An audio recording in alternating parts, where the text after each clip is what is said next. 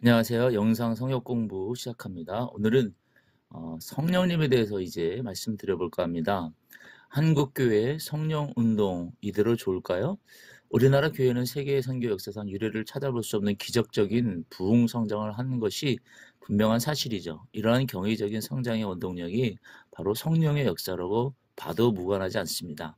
성령운동이 본격적으로 나타난 것은 1907년 평양에서 시작된 성령운동으로 추측하죠.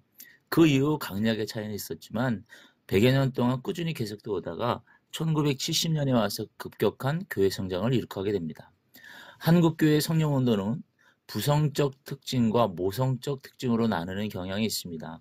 첫 번째 부성적 특징은요, 유교적 전통과 관계를 가지고 있고, 모성적 특성은 무속적 전통과 관계가 깊은 운동이라 할 것입니다.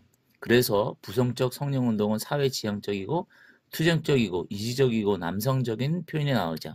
그래서 사회 구원을 위한 사회 참여 쪽으로 흘러갔고, 반대로 모성적 성령운동은 개인지향적이고 포용적이며 병든 백성을 치유하고 기복신앙을 부추기며 여성적 운동으로 나아갔습니다. 이런 두 가지 특징을 가진 성령운동은 상호 갈등 관계를 가지는 경우도 있지만 상호 보완해서 건전한 방향으로 나아가고 있는 것이 사실입니다.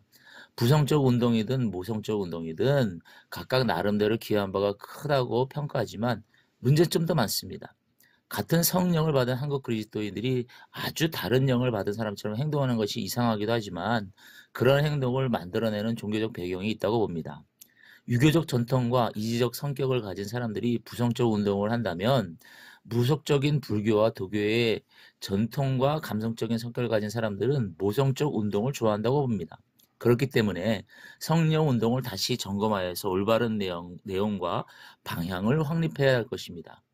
성령은 한 분이시지만 성령 연사는 각각이고 역사하는 방법도 다양합니다. 그러므로 자기와 색깔이 다르다고 해서 정지하거나 경멸해서는 안 되죠.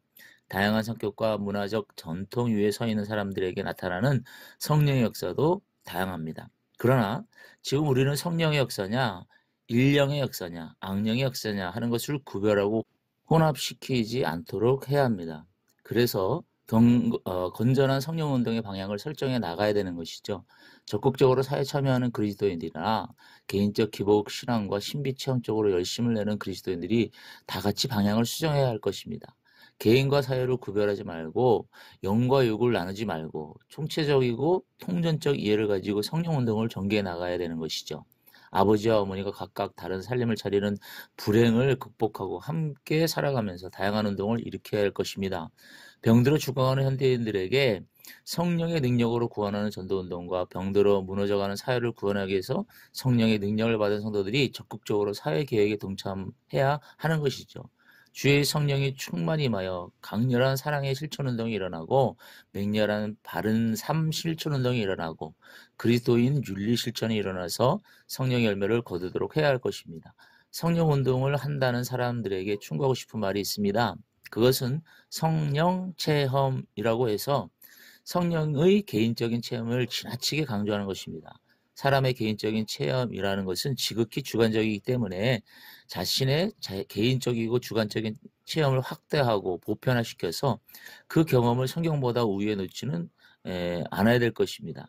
또한 치병, 축귀, 환상 같은 것을 극대화시키고 모든 성경 기절을 그 체험을 풀이하고 증거하는 데 인용하는 것도 잘못입니다. 우리는 언제나 성경이 표준이고 그리스도가 모든 진리의 출발이 되어야 합니다. 그러므로 삼위일체 되신 하나님 안에서 성령을 이해하도록 노력하고 그리스도 중심으로 성령 경험을 해야 하며 신구약 성경을 기초로 두고 2000년 교회 역사에 나타난 성령운동의 내용과 방향과 성격을 바로 파악해야 될 것입니다. 이러한 문제를 해결하기 위해서 앞으로 성령에 대해서 함께 계속해서 공부해가고자 합니다. 샬롬.